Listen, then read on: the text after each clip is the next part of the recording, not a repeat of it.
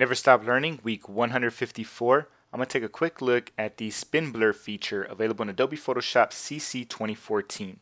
So this Spin Blur feature is actually a new feature for you Creative Cloud users. Now, you might be familiar with the term Spin Blur, but it's going to be a little bit different. I'm going to show you the old term that you're probably familiar with. So I'll make a selection around this object here. I'm going to come over here to Filter, scroll down to Blur, and then choose Radial Blur.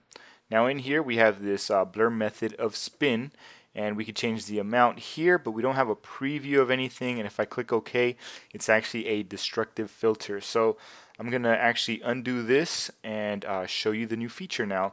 So I'm targeting this layer here, which is this object, and I'm going to come over here to Filter, and you're going to find this in the Blur gallery, so this is pretty awesome. At the bottom of the list, you're going to find Spin Blur. When I bring that up, you see the interface changes up a bit, and we have this widget that you're used to seeing in the Blur gallery. So I could click and drag on the center to move this guy about, and if I wanted to change the size, I could just click and drag on here, and now I'm starting to scale this widget a bit. Now I actually need to stretch out the sides, so I'll just grab it from right here, click and drag, and you see it's actually making a free scale at the moment. If I hold down the shift key, it'll actually constrain the angle for me. Alright, I'll go ahead and release my mouse. Right here in the center we have this little dial that I could click and drag and bring this around. It's even giving me a readout of what the blur angle is going to be, so I could keep an eye on that there.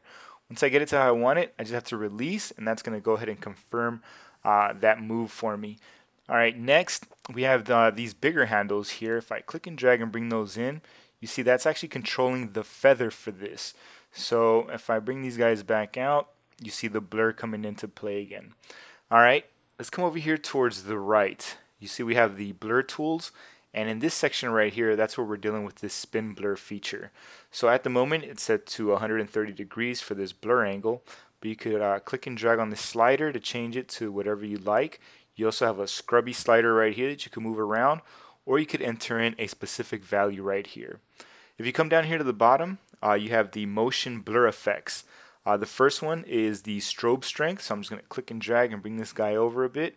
And then now we have the Strobe Flashes, so I'll click and drag and move this guy around till you get the look you're going for. And then the last one is Strobe Flash Duration, so I'm just going to click and drag, and that softens it up a little bit there. So the really cool thing about this section is that you have a lot more control of how this spin blur is actually going to work. So let me cancel to get out of this and show you that in action over here on the actual image. Now the great thing about this new filter is that it's a smart filter, so you could apply it onto a smart object, so that means it's fully editable, non-destructive. Alright, so let's come over here to the top where it says Filter, and I'm going to choose the Blur Gallery and Spin Blur. So when I click on that, I get this widget again. I could just reposition this guy. I'm going to go ahead and scale this.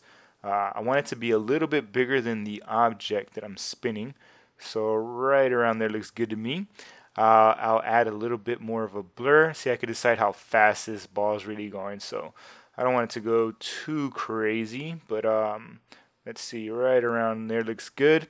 And the great thing is, again, is giving me a little bit of a readout of what the blur value is here. So I'll leave it at around 21 or so, 26. And over here at the bottom right, I'm going to play around with this Strobe Strength. Now, I didn't do anything with the feathering really, because it just doesn't look realistic if you feather this out. But you could if you needed to for your project. Alright, so Strobe Strength. I'll click and drag to bring this guy in. Right around there looks good to me. Strobe Flashes. Let's bring this up, down. What I usually like doing is going to the extremes of the slider to get an idea of what's going on, and then I can just back off.